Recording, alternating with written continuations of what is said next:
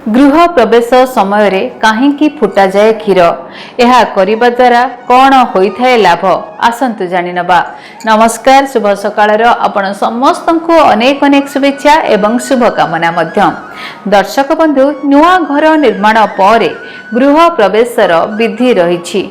गृह प्रवेश पूजा घरर पवित्रता एवं शुद्धता पाई करा जाए। एही समय पुरोहितंक द्वारा पूजा रीति करा जाए एवं किछि परंपरा मध्य करा जाए। तबे गृह प्रवेशर अनेक परंपरा मध्यरु गोटिए हेउछि क्षीर फुटाइबा। एहाकु एक गुरुत्वपूर्ण विधि भावरे विवेचना करा जाए। एही विधि रे नूतन रोषेई घरे क्षीर फुटा जाए। फुटुथिबा क्षीर चुली रे पड़िबा मध्य गुरुत्वपूर्ण अटे।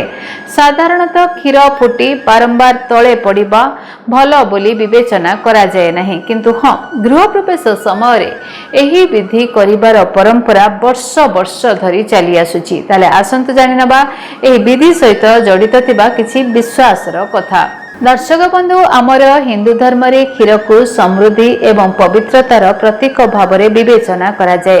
जितेबेले केही नूतन घरे प्रवेश करती सेतेबेले नूतन चुली रे क्षीर फुटा जाय थाए एवं यह सुनिश्चित करा जाए जे क्षीर उछुली न जाए बा फुटिबा परे तळे पड़ी न जाए। तापरे चुली को बंद कर दिया जाए। जितेबेले क्षीर उतुरिकी चुली उपरे पड़ी जाए यह घरर सुख एवं समृद्धि को वृद्धि करे बोली विश्वास रही। क्षीर उतुरी बारु जेमिति बाहर को आसे सेहीपरि घरर सुख एवं समृद्धि मध्य उछुलिकी बाहर को आसी थाए। तबे आउ एक विश्वास हेउछि नुआ घर निर्माण समय नकारात्मक शक्ति किंबा वास्तु दोष द्वारा प्रभावित हेबार भय रही थाए।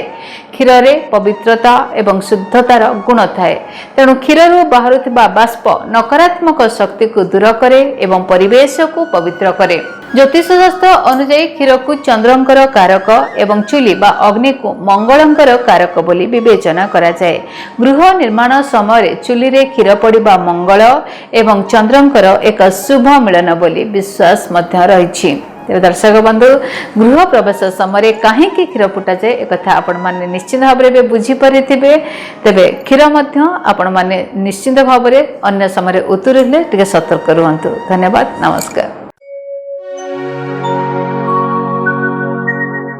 डीटीवी ओडिया देखिवा पाई सब्सक्राइब करंतु एवं बेल आइकन को मध्य दबाई दियंतु।